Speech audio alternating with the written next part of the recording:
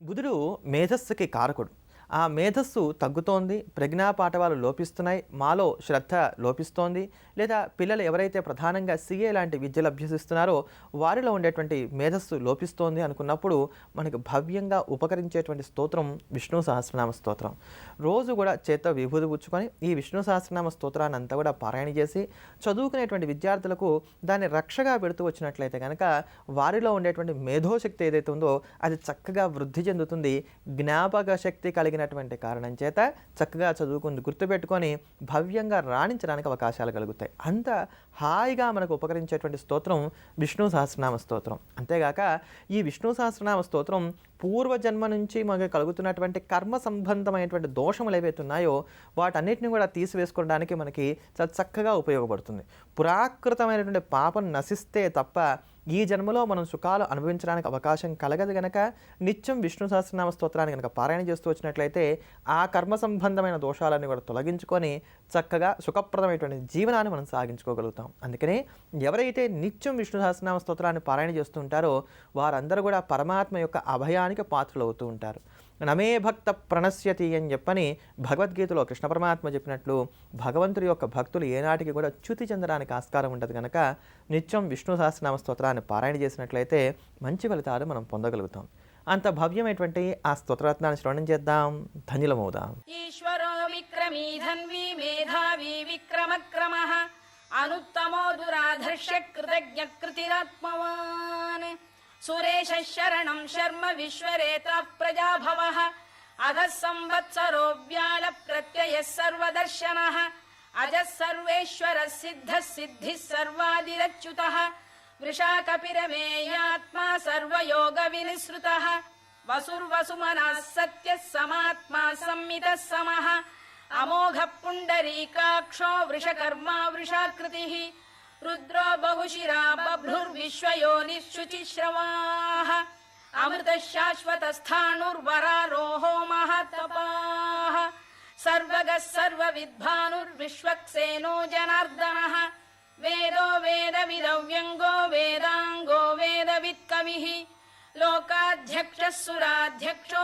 ధర్మాధ్యక్ష కృతాకృతః చతురాత్మా చతుర్వ్యూహశ్చతుర్దంష్టశ్చతుర్భుజः భ్రాజిష్ణుర్భోజనం భోక్తా సహిష్ణుర్జగదాదిజः అనఘో విజయో జేత విశ్వయోనిః పునర్వసుః ఉపేంద్రో వామనః ప్రాంశురమోఘः శుచిరూర్జితः అతీంద్రः సంగ్రహः సర్గో ధృతాత్మా నియమో యమः వేద్యో వైద్యः సదా యోగి వీరः మాధవో మధుః అతీంద్రియో మహామాయో మహోత్సాహో మహాబలః మహాబుద్ధిర్మహావీర్యో మహాశక్తిర్మహాద్యుతిః అనిర్దేశ్య వపుః శ్రీమాన్ అమే ఆత్మా మహాదృధృత్ మహేశ్వాసో మహీభర్త శ్రీనివాసः సతాంగతిః అనిరుద్ధः సురానందో గోవిందో గోవిదాంపతిః మరీచిర్దమనోహంసः సుపర్ణో భుజగోత్తమః హిరణ్యనాభः సుతపాః పద్మనాభ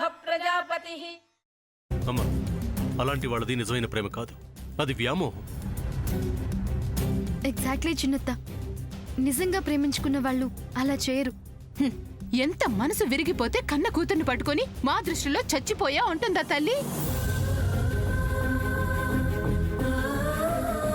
అది సరే అమ్మా, తన కూతురుతో తన మాట అనేటప్పుడు ఆమె మాటల్లో వ్యథ, కళ్ళల్లో బాధ గమనించావమ్మా?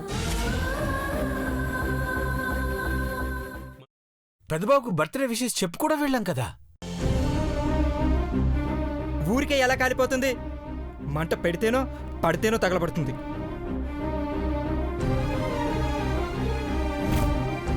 కరెక్ట్ చిన్నబాబు, నీకొచ్చినట్టే నాకు డౌట్ వచ్చింది. పార్వతే షర్టును తగలబెట్టిందనుకుంటా.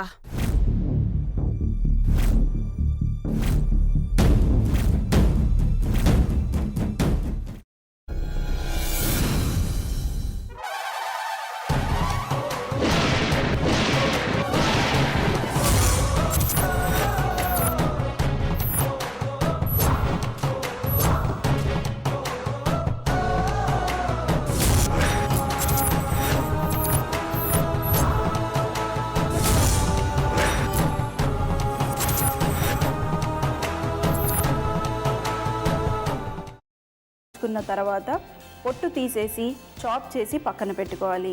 ఒక ప్యాన్లో కొద్దిగా నూనె వేడి చేసి అందులో ఆవాలు, మినప్పప్పు, శనగపప్పు, కరివేపాకు, సన్నగా తరిగి పెట్టుకున్న ఉల్లిపాయలు వేసుకుని 1 నిమిషం పాటు వేయించుకోవాలి. ఆ తర్వాత కాల్చి కట్ చేసి పెట్టుకున్న వంకాయని కూడా అందులో వేసుకుని బాగా మిక్స్ చేసి బౌల్లోకి ట్రాన్స్ఫర్ చేసుకుని అందులో తగినంత చిక్కటి పెరుగు లేదా పల్చటి పెరుగు వేసుకుని మిక్స్ చేసి అన్నంతో కానివ్వండి, చపాతీతో కానివ్వండి సర్వ్ చేసినా చాలా బాగుంటుంది.